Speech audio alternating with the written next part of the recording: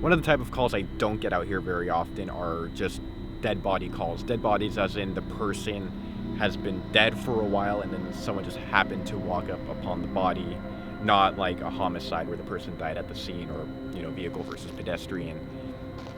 So as weird as things work out, just a couple of maybe a week or two after we had done the main questions for the documentary right at this spot, on the night of August 1st of this year, I'm driving around on board.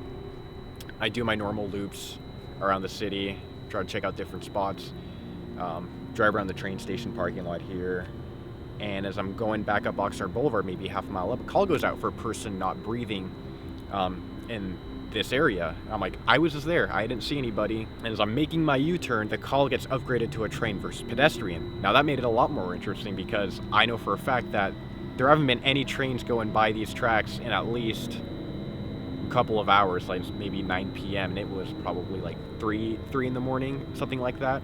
So I get on scene and Oxnard PD's driving through this whole area like maniacs trying to find the victim, and no one can find a victim, as you would suspect, because I didn't see anybody either. So apparently there's a transient walking down the tracks and they flag him down and they get guided to a male victim down on track number 2 here at the train yard. So I walked over and they begun doing CPR on the victim here on track number 2, pretty much perpendicular to where I'm standing right here.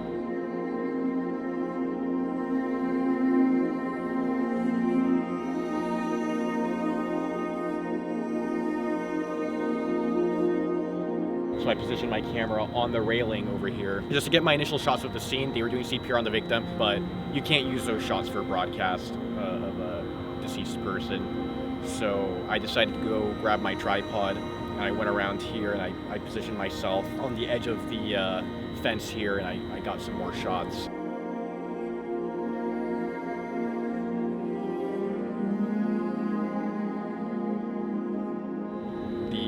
Sergeant on scene wasn't really able to provide me with information because at that point it happened on the railroad tracks. It's an Amtrak PD handle. So they had known that he might have been shot or hit by a train, but I really didn't get any closure on it that night. So this kind of thing doesn't happen in Ventura County too often because A, Ventura County is a pretty sleepy place, and B, because there isn't a lot of foot traffic here. It's only transients, and it's not like Union Pacific is out switching cuts of cars at 2:30 in the morning, so they're not going to find the deceased victim. And it's not just here, but I have a lot of situations where something happens while I'm out working, but they won't find the dead body until later in the morning when somebody can finally see out past pitch black. Happens all the time down on PCH down near Magoo Rock. Someone will be driving southbound on PCH. They'll just fly off PCH for whatever reason. They'll land in the ocean upside down, die, and no one's out there at 2:30 in the morning. No one saw the car fly off the road. So until the next morning, where not even cars driving by, but someone just walking will see the car and finally call 911. It's like, oh yeah, the car flew off PCH last night. So I have a lot of stuff that happens like that, but I usually don't follow up on my stories on victims and who they were. I just do my job and I leave. We just happened to come by tonight and there's a memorial with candles lit up for him.